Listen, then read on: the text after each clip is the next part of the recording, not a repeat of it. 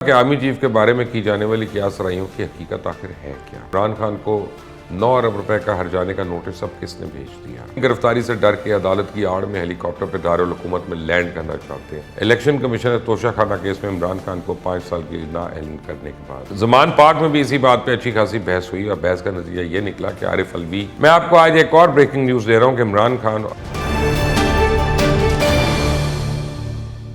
بسم اللہ الرحمن الرحیم، السلام علیکم۔ اس وقت پاکستان کا سیاسی منظرنامہ صرف ایک ہی سیاسی ایونٹ کے گرد گھوم رہا ہے، وہ ہے آرمی چیف کی تعیناتی۔ ہر طرف نفسا نفسی کا عالم ہے۔ سیاسی اور صحافتی صفوں میں یہ خود ساختہ بے چینی ہر گزرتے لمحے کے ساتھ ساتھ بڑھ رہی ہے۔ افواہوں کا بازار گرم ہے، عجیب عجیب قیاسرائیاں ہو رہی ہیں جن کا حقیقت سے کوئی واسطہ نہیں ہے۔ پاکستان کے ہر گلی کوچے، چوک چوراہے میں گزرتا شخص دفاعی تجزیہ کار بنا ہوا ہے اور افواہوں کو اپنے خاص مقصد کے لیے پورے ملک میں پھیلایا جا رہا ہے۔ اس کا پہلا مقصد تو صرف ایک ہی ہے اور وہ دیوار پہ لکھا ہے کسی بھی طرح ملک میں ہیجان اور عدم استحکام کی صورت پیدا کی جا سکے۔ لیکن ویڈیو شروع کرنے سے پہلے میں آپ کو بتا دوں، جو بھی ایسی سازش رچا رہا ہے وہ قانون کی گرفت سے زیادہ دور نہیں ہے۔ اور اس ویڈیو میں آپ کو بتاؤں گا کہ آرمی چیف کے بارے میں کی جانے والی قیاسرائیوں کی حقیقت آخر ہے کیا۔ 26 نومبر کو عمران خان کون سا حکومت کو سرپرائز دے سکتے ہیں، دینے والے، اور اس کے لیے کیا کیا حکمت عملی اپنائی جا رہی ہے۔ قوم کے اعصاب کا امتحان لے کر کیا واقعی عمران خان کے ہاتھ کچھ آئے گا؟ عمران خان کے ماضی کے سیاسی بیان کیسے ان کے گلے پڑنے والے، اور عمران خان کو 9 ارب روپے کا ہرجانے کا نوٹس اب کس نے بھیج دیا؟ عمران خان کیوں اپنی گرفتاری سے ڈر کے عدالت کی آڑ میں ہیلی کاپٹر پہ دارالحکومت میں لینڈ کرنا چاہتے ہیں؟ لیکن آگے بڑھنے سے پہلے آپ نے اگر یہ چینل سبسکرائب نہیں کیا تو پلیز کر لیں اور بیل آئیکن کو پریس کرنا مت بھولیے گا۔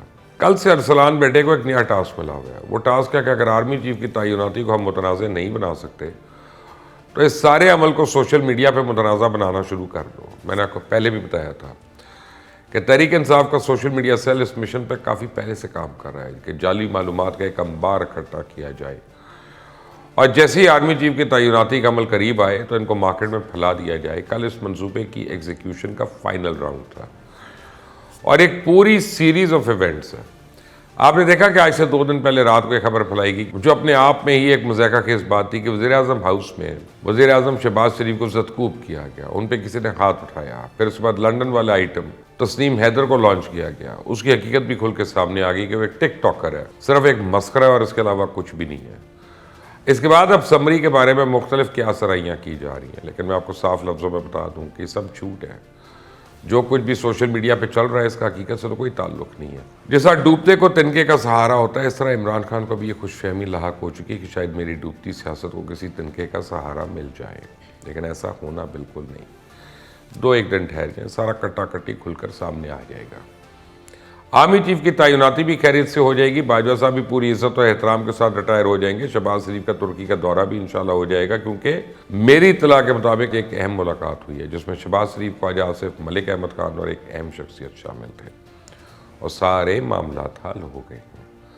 لیکن اس ساری صورتحال کے بعد مجھے عمران خان اور اس کی سیاست کا مستقبل کافی ہیبتناک نظر آ رہا ہے۔ اس کے پاس ساری سیاسی چالیں ختم ہو چکی ہیں، ساری امیدوں پہ پانی پھر چکا ہے۔ آخری سہارا صرف اور صرف صدر عارف الوی تھا، لیکن انہوں نے بھی ہاتھ پکڑنے سے انکار کر دیا۔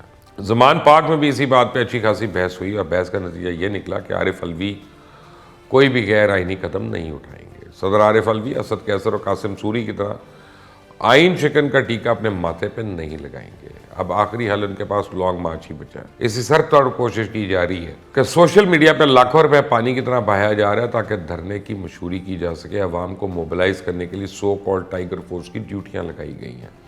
راولپنڈی میں بھی صرف آگ لگانے کے لیے آیا جا رہا ہے، شوق پورا کیا جا رہا ہے کہ اگر ہمارے ہاتھ کچھ نہیں آیا تو ہم تمہارے ہاتھ بھی کچھ نہیں آنے دیں گے۔ راولپنڈی انتظامیہ نے پہلی خبردار کر دیا کہ فیض آباد کی بجائے آپ کسی دوسری جگہ پہ دھرنا دیں۔ قانون نافذ کرنے والے ادارے بار بار کہہ رہے ہیں آپ فیض آباد کی بجائے اقبال پارک جلسہ منتقل کر دیں، لیکن انتظامیہ کے ساتھ کوئی تعاون نہیں ہو رہا اور یہ سب کچھ جان بوجھ کر کیا جا رہا ہے۔ وجہ صرف ایک ہی ہے کہ کسی نہ کسی طرح اسلام آباد کے قریب جایا جائے اور ریڈ زون میں آ کر ایک بار پھر اس قوم کو، حکمرانوں کا اور قانون نافذ کرنے والے اداروں کا امتحان لیا جائے۔ اداروں کو اپنے ہی لوگوں کے سامنے لا کے کھڑا کر دیا جائے، پھر چاہے اس کی کوئی بھی قیمت چکانی پڑے، ان کو کوئی پرواہ نہیں۔ زیادہ کیا ہو جائے گا؟ محمد بن سلمان کی طرح کو 2-4 اور VVIP دورے کینسل ہو جائیں گے، ملک میں آنے والا $20 ارب کا سرمایہ رک جائے گا، جو 13% لوگ مزید غربت کی چکی میں پھنسنے والے ہیں ان کی تعداد دگنی ہو جائے گی۔ اس سے زیادہ کیا ہوگا؟ یہ سب تو انہوں نے حکومت میں رہتے ہوئے بھی کیا اور حکومت سے باہر رہ کے بھی کر رہے ہیں، لیکن عوام کو تکلیف میں رکھ کے، لوگوں کے اعصاب کا امتحان لے کر اگر عمران خان یہ سمجھ رہے ہیں کہ آپ کی کرتوتوں کی لمبی فہرست میں کوئی کمی ہو جائے گی تو بڑی بھول ہے آپ کی۔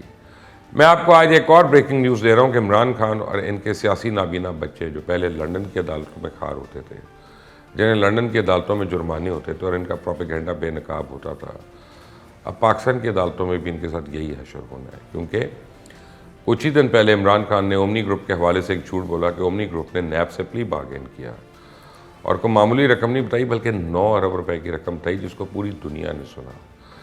آج سے 2 دن پہلے نیب نے اس جھوٹے دعوے کی تردید کر دی اور نیب میں اس بات کا کوئی ریکارڈ بھی موجود نہیں، اور اب کچھ دیر پہلے اومنی گروپ نے بھی عمران خان کو 9 ارب روپے ہر جانے کا نوٹس بھیج دیا۔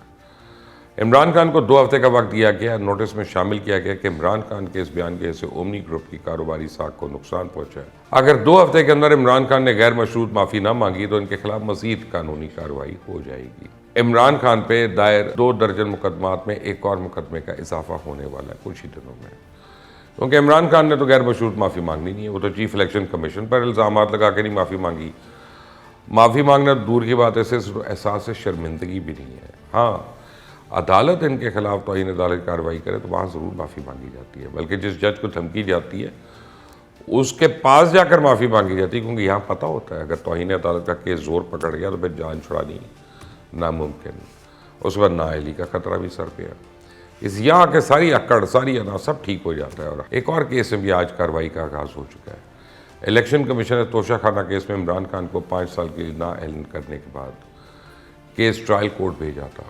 آج اس کیس کی پہلی سماعت ہوئی اور ڈسٹرکٹ الیکشن کمیشن نے عمران خان کے خلاف اپنا بیان قلم بند کروا دیا، جس پہ آگے چل کے عمران خان کے خلاف سنگین قسم کی کارروائی ہو سکتی ہے۔ کرپٹ پریکٹس کے تحت عدالت میں الیکشن کمیشن نے عمران خان کے لیے 30 سال قید اور جرمانے کی سزا رکھی ہے۔ عین ممکن ہے اگر الیکشن کمیشن میں مزید ثبوت فراہم کرتا ہے تو عمران خان کو شاید اس سے زیادہ سزا ہو جائے۔ اب آپ جب ان باتوں کو سامنے رکھیں گے تو سارا سیاسی منظرنامہ آپ کے سامنے کھل جائے گا کہ کیوں اس وقت عمران خان اتنا زیادہ پھڑپھڑا رہا ہے، کیوں لوگوں میں جان بوجھ کر ایک غیر یقینی فضا پیدا کی جا رہی ہے، لیکن نہ تو پہلے 8 مہینے میں کچھ اس کے ہاتھ آیا، نہ ہی مستقبل میں اس کے ہاتھ کچھ آنے والا ہے۔ عوام کی جو مقبولیت کا بلبلہ ہے وہ بھی جلد پھٹ جائے گا اور مقبولیت کا بخار بھی انشاءاللہ اتر جائے گا، کیونکہ آپ چاہے جتنے مرضی سوشل میڈیا کے اختیار استعمال کر لیں، آپ عوام کی سیاسی بصیرت کو ایک لمبے عرصے کے لیے تو نہیں ختم کر سکتے۔ جس طرح گھڑی چور کا عوام کو پتہ چل چکا ہے، اسی طرح مزید باتوں کا بھی انہیں پتہ چلے گا، بہت جلد پتہ چلے گا۔ آئندہ تک کے لیے اجازت دیں، اللہ حافظ۔